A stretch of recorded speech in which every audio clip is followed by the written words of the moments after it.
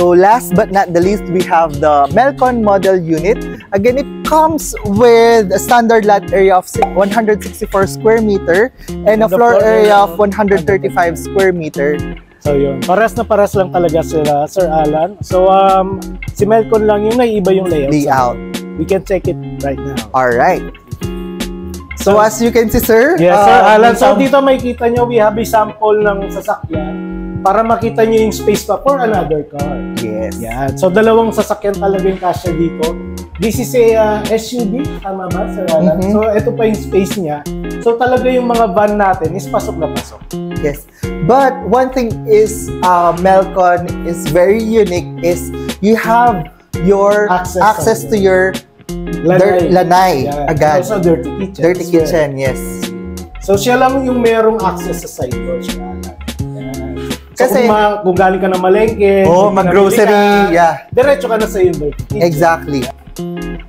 So this is the lanay niya, Sir Alan, no? So kapag daan mo dun sa access door mo sa side, pwede ka nang madiretso sa yung lanay, you can relax, sit, or kung may pinamili ka, you can straight go directly dito sa inyong dirty kitchen. Very nice. Yeah. So ito yung space niya sa likod, Sir Alan. Ganyan siya ka-spacious. So sa kanyang dirty kitchen, kasama ni mga built-in cabinets, yung ating washing machine. So pinakalikod yung dirty kitchen niya, hindi siya dun sa side. Yes. So the Julieta and the Abigail nasa gilid. But the dirty kitchen of the Melcon is at the back. But wait, there's more. Meron din siyang pa-chef effect dito. Ay, wow! Siyempre, pag nagluluto ka, chef, yung manok. Meron siyang sliding glass. Oo nga.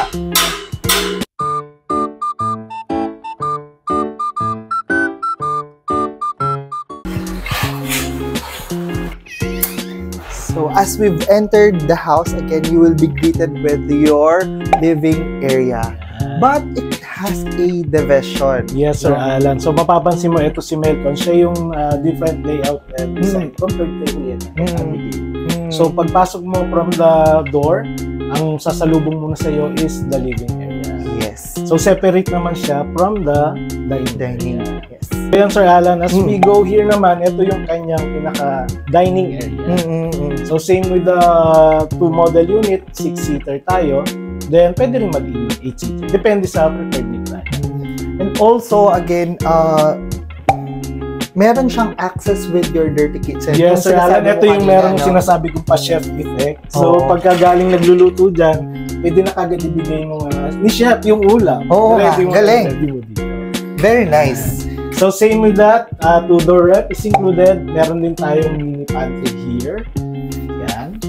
Then additional storage sa ating itaas. At yan. So storage talaga para sa mga clients. Yan, lalo na tayo may time mag-store ng mga food. Tsaka favorite ko talaga yung mga pull-out trays. Pull-out trays. Yeah. So same din nung kanina, may mga pull-out trays din siya included. So hindi na kailangan pa mag-isip ni client kung kanino siya makakabit. Kasama na siya. Then, ito naman yung daan natin going sa So, gaya ng sabi ko kanina, siya yung may access sa side door, diretso na siya kagad. So, dito naman, Sir Alan, ito naman yung toilet and bath sa ground floor. So, gaya ng dalawa kanina, everything is included na dyan. Even the shower enclosure, shower head, yung bidet natin, yung toilet, and the mirror. And right beside the toilet and bathroom, so you have your own bedroom on the ground floor, no? Sir Alan, no? Same with the model natin pinunta kanina, yung ating stairs, wider and meron siyang mga strip lights.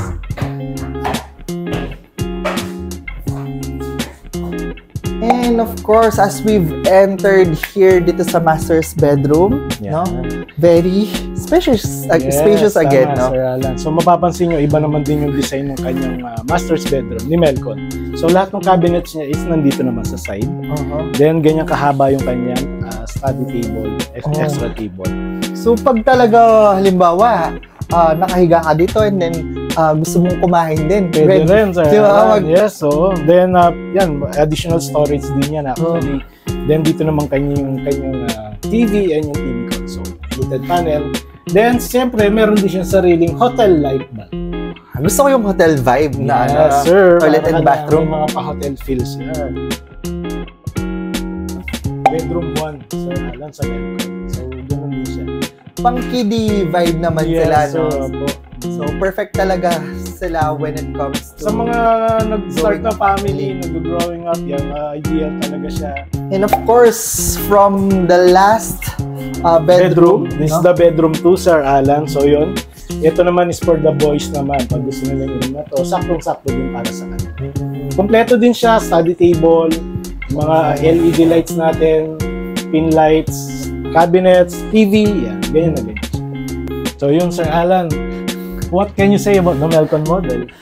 So, sa Melcon model, it has really a different layout and vibes, Yes, no? tama. Since meron siyang division to its living and dining. Yes. And pinaka-favorite ko dito yung sa dirty kitchen niya na meron siyang access with your Diba? clean Ganda, kitchen. sir. Oo. Parang chef vibes nga siya. And yun, sobrang ganda ng layout din niya. Then, aside from that, yung kanyang access sa side door. Yes.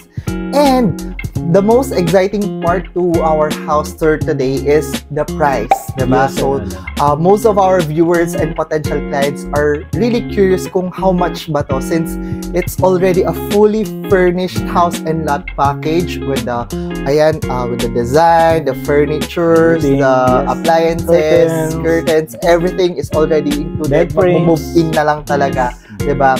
So, how much is the starting price natin ba? So, for Madonna Residences, we have a 3 phases here.